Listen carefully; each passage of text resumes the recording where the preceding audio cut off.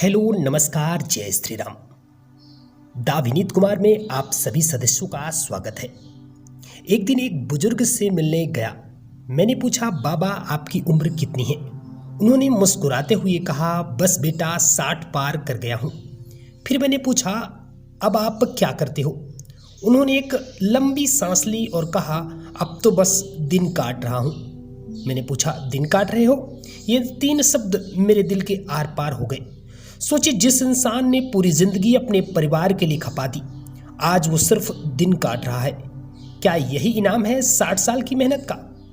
आइए एक छोटा सा हिसाब लगाते हैं। भारत में औसतन एक इंसान की उम्र 75 साल होती है, यानी 60 के बाद बचते हैं सिर्फ 15 साल। अब 15 साल में दिनों की संख्या होती है 5475। सुनने में ज़्यादा लगते हैं ना?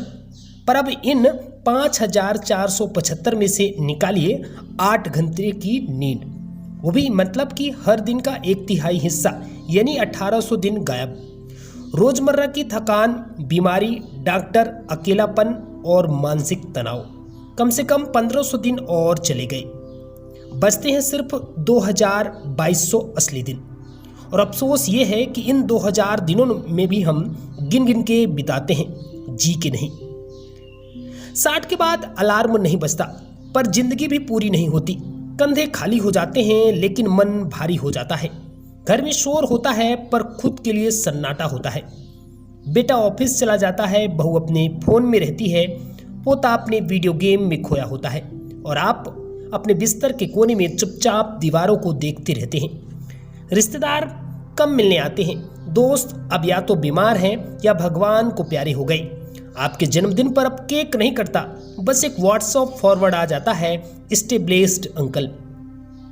अब जो इंसान पूरे परिवार की रीढ़ की हड्डी था, अब वो दीवार का एक कोना बन चुका है। 60 के बाद इंसान को सबसे ज्यादा जिस चीज की कमी लगती है वो है पहचान। जब तक नौकरी थी लोग पूछते थे, सर आप क्या करते हैं? अब लोग पूछते हैं, अभी आप तो रिटायर हो गए हैं क्या? जब आप एटीएम जाते थे तो लोग लाइन छोड़ देते थे। अब कोई आपको पहचानता तक नहीं है। शरीर से नहीं, आपका वजूद थक चुका है। ये अंत नहीं है, ये वो पड़ाव है जहां जिंदगी आपको कहती है, अब जरा अपने लिए भी जी ले।